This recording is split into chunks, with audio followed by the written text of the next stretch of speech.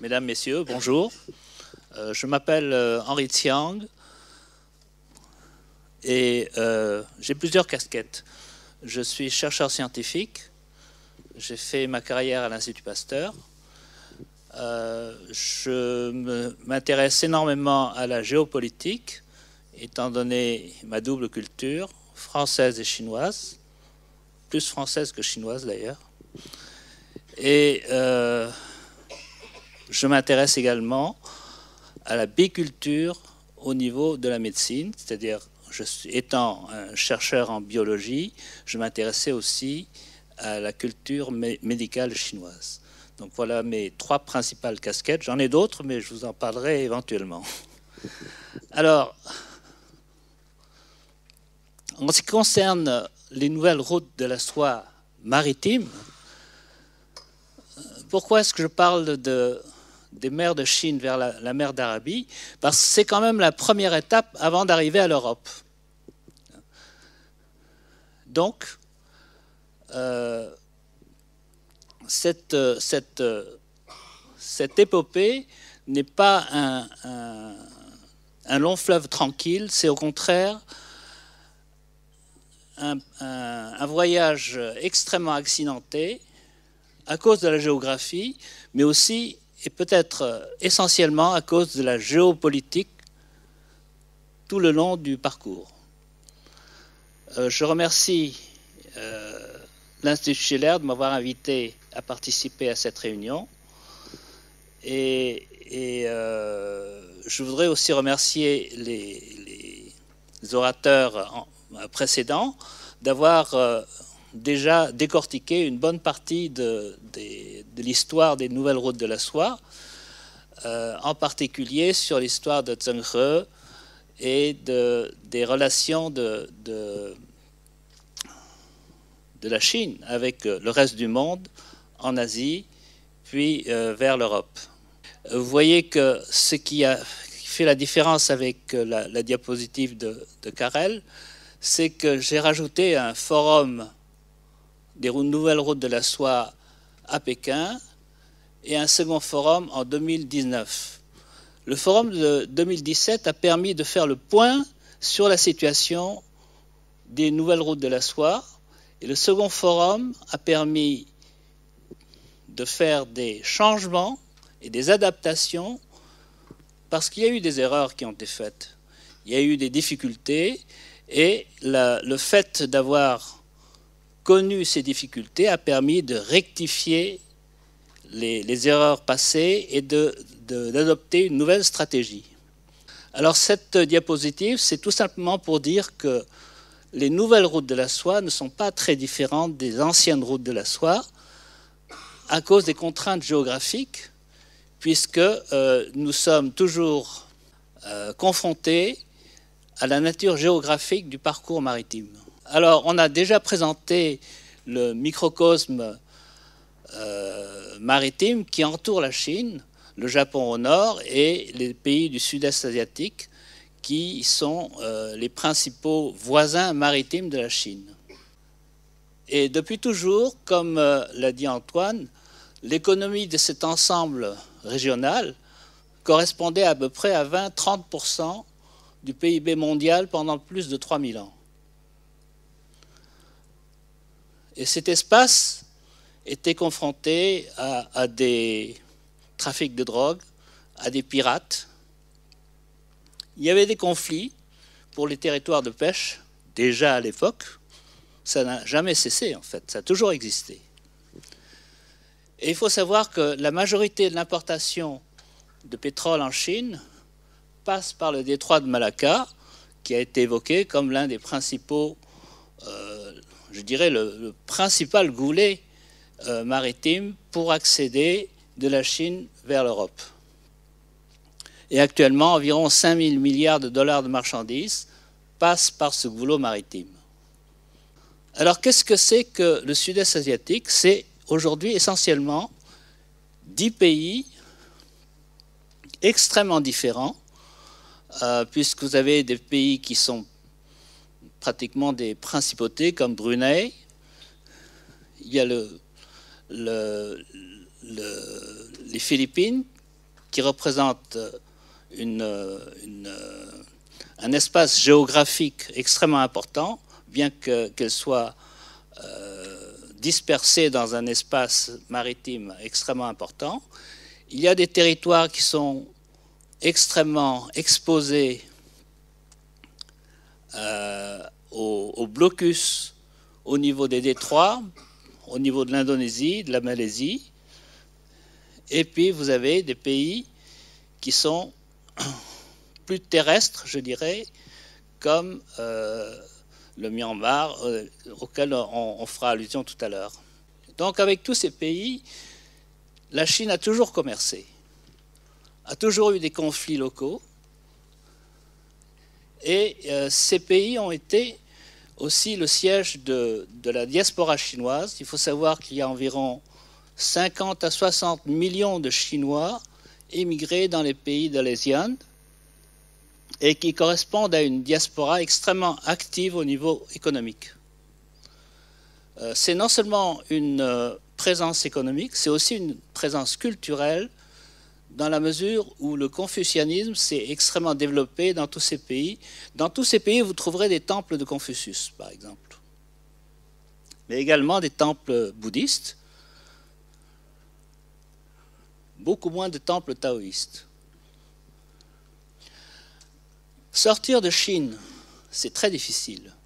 Soit vous êtes face à l'océan Pacifique à l'est, qui est un océan extrêmement vaste qu'il faut traverser, soit vous êtes confronté à ce que Zheng He a eu comme problème et difficulté, c'est de traverser des détroits qui conditionnent le parcours des navires. La Chine a des fragilités. On en parle très peu dans les médias. Il faut savoir que la Chine, le nombre d'habitants en Chine correspond à peu près 18% de la population mondiale. Cependant, elle ne possède que au plus 10% des terres cultivables. Donc il y a un déficit pour l'alimentation de la Chine.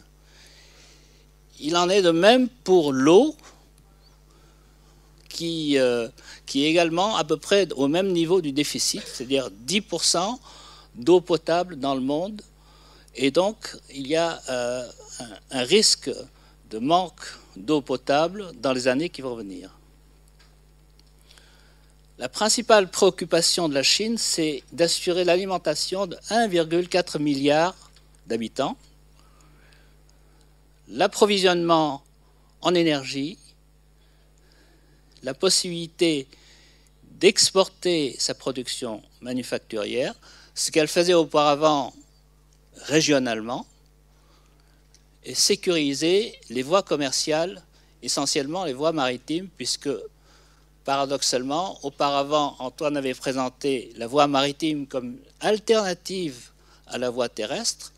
Aujourd'hui, la voie terrestre est une alternative aux voies maritimes. Alors, tous ces éléments de fragilité de la Chine font qu'un blocus de la Chine serait catastrophique pour 1,4 milliard d'habitants en Chine et provoquerait des troubles économiques et sociaux importants. La situation régionale de la Chine est très complexe puisqu'elle est confrontée d'une part aux relations avec les pays de l'ASEAN, avec qui il y a effectivement des conflits, notamment en ce qui concerne l'occupation d'îlots dans la mer de Chine du Sud. Il y a aussi un conflit au niveau international lié à la présence américaine dans l'environnement maritime de la Chine. Et donc, elle est confrontée aux préoccupations de ce qu'on appelle la libre circulation maritime dans la mer de Chine du Sud. Cette carte présente ce que la Chine considère comme faisant partie de son territoire maritime. C'est cette courbe-ci. Mais vous voyez que les Philippines ont un territoire, revendiquent un territoire bien plus large que le territoire revendiqué par la Chine. De même, le Vietnam, et vous verrez aussi que Taïwan revendique un territoire qui se confond pratiquement au territoire revendiqué par la Chine. C'est actuellement le Vietnam qui est le pays qui porte le plus de controverses avec la Chine,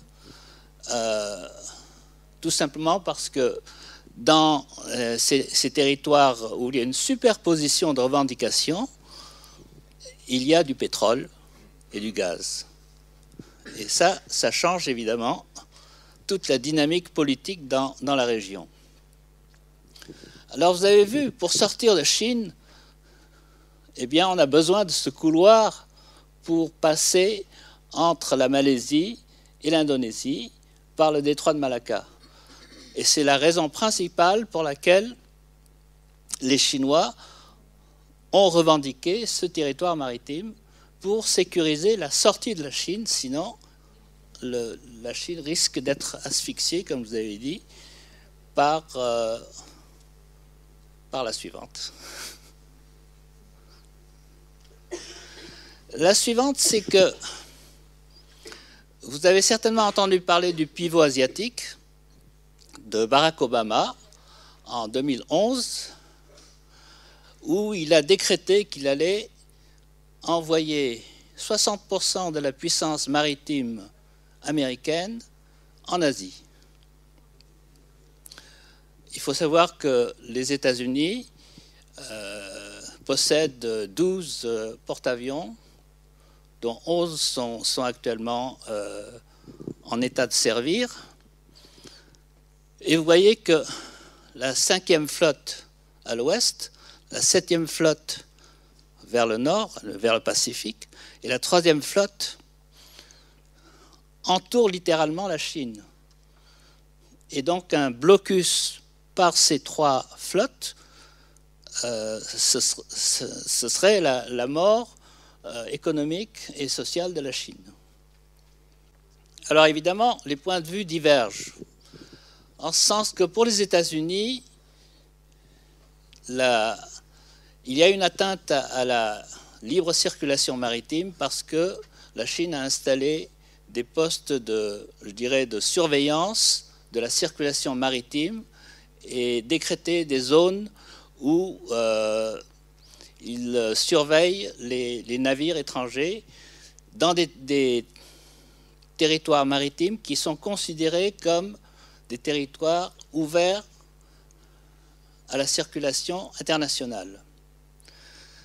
Mais pour la Chine, la surveillance de ses côtes est une atteinte à sa souveraineté parce que ces zones sont en permanence sous la surveillance des navires de guerre américains et des avions qui croisent régulièrement dans ces régions. Et pour les Chinois, ce sont évidemment des provocations. La vraie question qu'on peut se poser, c'est de se demander qui a intérêt à bloquer le passage des navires entre les côtes chinoises et les pays de l'ASEAN et le Japon. Je vous laisse le soin de répondre à cette question suivante. Un événement important qui s'est passé en Asie, c'est un changement des relations économiques et commerciales. Ce qui s'est passé d'important, c'est le retrait des États-Unis du partenariat transpacifique qui comprenait les pays de l'ouest du continent américain et une partie des pays de l'ASEAN, mais surtout des pays pacifiques, Australie, Nouvelle-Zélande. Et vous voyez que certains pays de l'ASEAN sont exclus, comme la Birmanie, le Laos, le Cambodge, la Thaïlande, les Philippines, l'Indonésie et bien sûr la Chine. Après le retrait des États-Unis du TPP, c'est le Japon qui est en train de reprendre le flambeau pour faire revivre ce TPP, mais avec beaucoup moins je dirais, d'efficacité que ne l'avaient fait les Américains. En revanche, il y a une autre organisation qui avait du mal à démarrer et qui aujourd'hui est en train de prendre plus de poids, c'est le RCEP, qui correspond à un partenariat économique régional. Et vous voyez que dans cette nouvelle configuration, tous les pays de l'ASEAN sont inclus, y compris les pays comme l'Inde, qui ne faisaient pas partie du TPP, le Japon, l'Australie et la Chine. Et donc cette nouvelle configuration est en train de prendre l'ampleur et quelque peu de remplacer le TPP. C'est très difficile de parler des relations individuelles de chaque pays de l'ASEAN avec la Chine, parce que les conditions les relations ne sont pas les mêmes. On peut aller d'un pays extrêmement sinophile comme le Cambodge au pays le plus sinophobe qu'est le Vietnam actuellement. Mais il n'empêche que la plupart de ces pays ont la Chine comme principal partenaire économique. Alors pourquoi est-ce que je vous montre cette image de Darwin en Australie? C'est parce qu'on voit très bien que les Australiens ont fait le choix suivant. Nous avons comme principal partenaire la Chine, avec les bateaux qui font du commerce, mais nous avons des bases américaines qui nous protégeraient d'un éventuel conflit avec la Chine. C'est à peu près la politique générale de l'ensemble de ces pays, des pays du sud-est asiatique. Nous avons la Chine comme principal partenaire, mais on ne sait jamais, si on peut faire appel aux Américains et à la marine américaine, et s'ils sont là, ils sont les bienvenus. Donc voilà cette dualité de posture des pays de l'Asie du Sud-Est vis-à-vis de la Chine et vis-à-vis des États-Unis. Ah oui, le 23 juin dernier, il y a eu un sommet de l'ASEAN à Bangkok, et les pays de l'ASEAN ont défini leur position. Cette position, c'est de dire nous allons discuter de façon multilatérale avec la Chine et nous n'intervenons pas comme alliés des États-Unis pour contrer ce qu'on appelle l'émergence de l'hégémonie chinoise. Autrement dit, ils ont pris une position ferme de ne pas être présents pour alimenter un conflit, car nous sommes prêts à négocier, à travailler avec la Chine pour résoudre les problèmes locaux, qui sont les problèmes qui se passent entre les Philippines et la Chine, entre le Vietnam et la Chine, et nous ne voulons pas que des pays hors de cette région prennent des initiatives vis-à-vis de nos problèmes régionaux. Une fois qu'on est sorti de Malacca, vous avez vu, c'est pas facile de sortir de Malacca, des mers du sud de la Chine. On se retrouve confronté à l'océan Indien, avec une Inde qui a, je dirais, son territoire d'influence en Asie, en Afrique et également en Asie du Sud.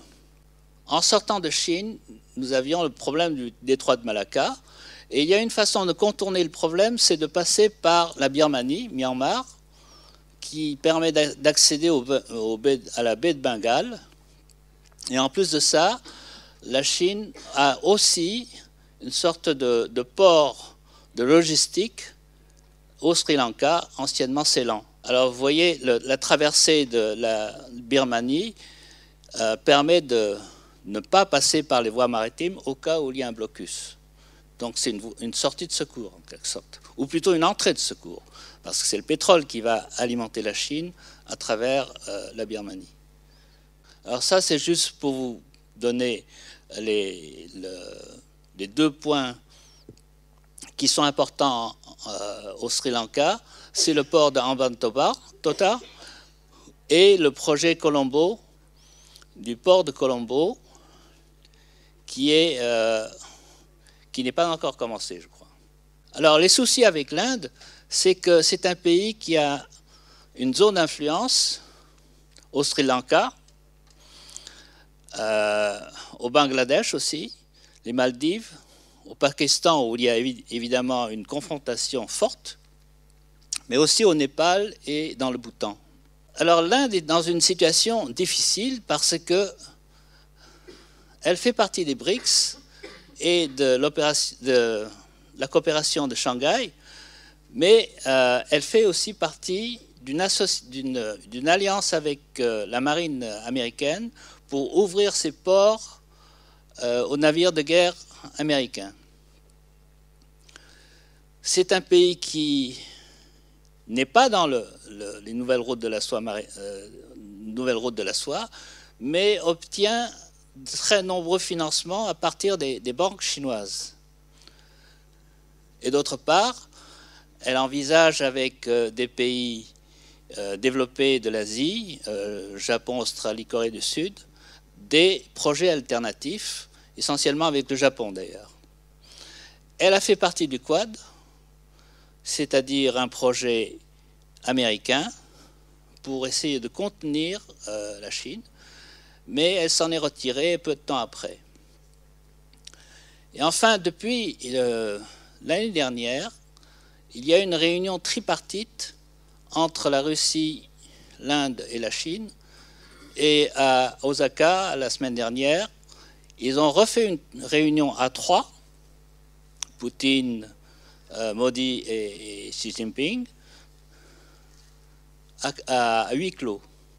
Et ils se revoient dans 2 mois à Vladivostok, à 3 toujours, pour parler très probablement de la reconfiguration de l'Eurasie côté Asie.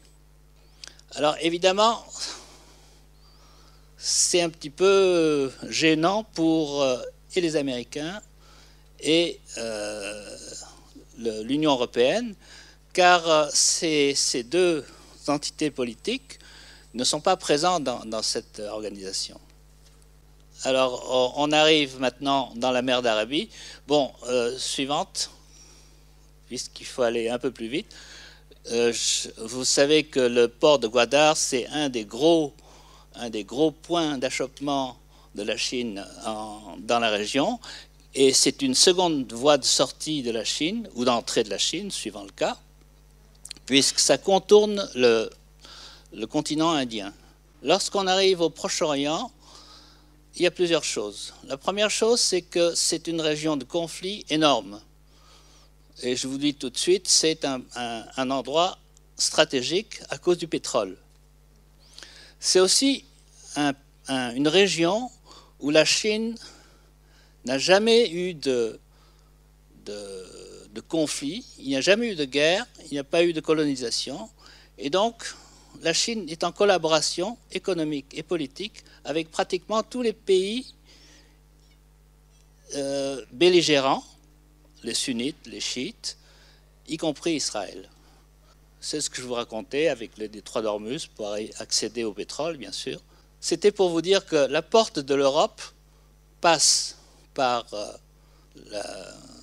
le canal de Suez. Et pour conclure, eh bien, je ne vais pas conclure parce que je n'ai pas la prétention de pouvoir conclure sur un sujet aussi vaste. En revanche, un rapport de la Banque mondiale, le 18 juin, ça fait il n'y a pas longtemps, a donné quelques informations. Cette banque la Banque mondiale n'est pas considérée comme étant extrêmement favorable à la Chine. Il y a des risques de défaillance institutionnelle.